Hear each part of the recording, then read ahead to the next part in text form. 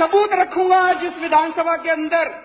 ये लोग मोदी जी को पैसा देते हैं और बदले में मोदी जी इनके खिलाफ इनकम टैक्स नहीं होने देते, नोटबंदी के पहले इन लोगों को बता देते हैं और इनका काम करवाते हैं।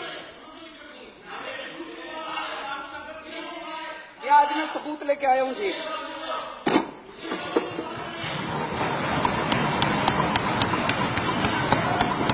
ये कागज मेरे कागज नहीं है जी, ये इनकम टैक्स डिपार्टमेंट के कागज हैं।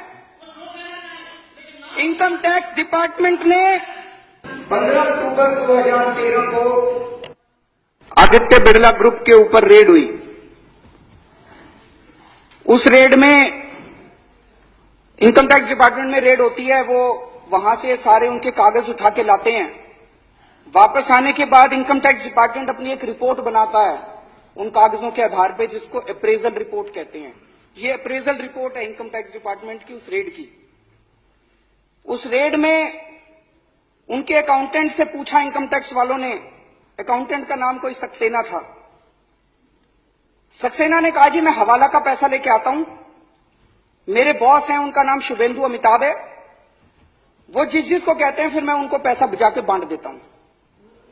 शुभेंदु अमिताभ बिड़ला ग्रुप के ग्रुप एग्जीक्यूटिव प्रेसिडेंट थे।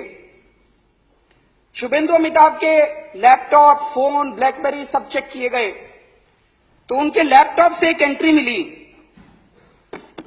ये एंट्री है 16 नवंबर 2012 की।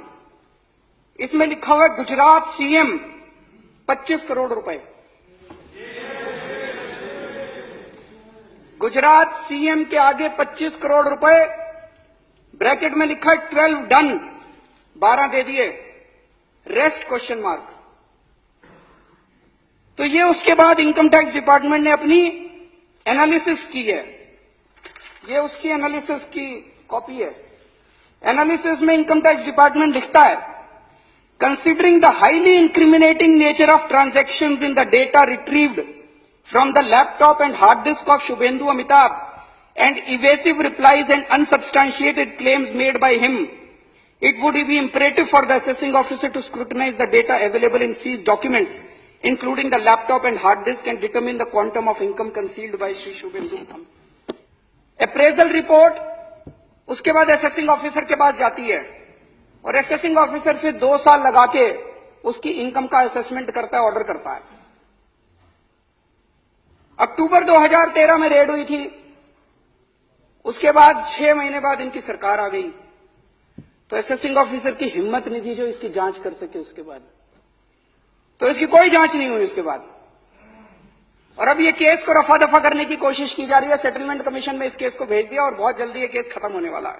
इस केस को रफा दफा करने की कोशिश की जा रही है। एक और बड़ी मजे की बात है, इसी रिपोर्ट के अंदर बिड़ला ग्रुप के जो पेंडिंग प्रोजेक्ट हैं गुजरात सरकार में, उनकी लिस्ट दी हुई है। इससे शक पैदा होता है कि आप ये पैसे ये काम करवाने के लिए दिए गए थे क्या। इसमें लिखा है, levy of stamp duty matter has been taken up at the principal secretary level and through the honourable chief minister's office, deputy collector stamp has been instructed from Gandhinagar not to initiate any action. मतलब कि मुख्यमंत्री दफ्तर, गुजरात के मुख्यमंत्री दफ्तर ने stamp duty ना लेने के आदेश दे दिए हैं। इनको गैस की जरूरत थी तो इसमें लिखा है गैस के लिए भी बात हो गई है। तो जो जो काम पेंडिंग थे गुजरात सरकार में उनकी सबकी लिस्ट दी हुई है। तो एक मन में यह शक होता है ये 25 करोड़ रुपए ये सारे काम करवाने के लिए पैसे दिए गए थे। एक और इसी तरह का इंसिडेंट हुआ। अगर ये एक ही होता तो लगता कुछ गड़बड़ है। 22 नवंबर 2014 को सहारा के यहां रेड हुई। एक कमरे से 130 करोड़ से ज्यादा का कैश मिला। वहीं पे कुछ कागज मिले, उन कागजों में भी नरेंद्र मोदी जी का नाम है कि लगभग 400-500 करोड़ रुपए देने की बात है उन कागजों के अंदर। और कई नेताओं के नाम है, कई मुख्यमंत्रियों के नाम है देश के, उनमें नरेंद्र मोदी जी का नाम भी है। लेकिन इसकी अब जांच कौन करेगा? भारत के इतिहास में शायद आजादी के बाद पहली बार ऐसा हुआ है कि किसी प्रधानमंत्री का काला धन का जो खाता, बही खाता, हर बड़ा बड़ा जो भी बड़ा उद्योगपति, खरबपति होता है, उसका एक नंबर का खाता होता है और एक काले धन का खाता होता है। इतने करोड़ों का पैसा ऐसे ही थोड़ी दे देते हैं। काले धन के खातों के अंदर किसी प्रधानमंत्री का बाय नेम नाम आता हो, मुझे लगता है आजादी के बाद पहली बार ऐसा हुआ है।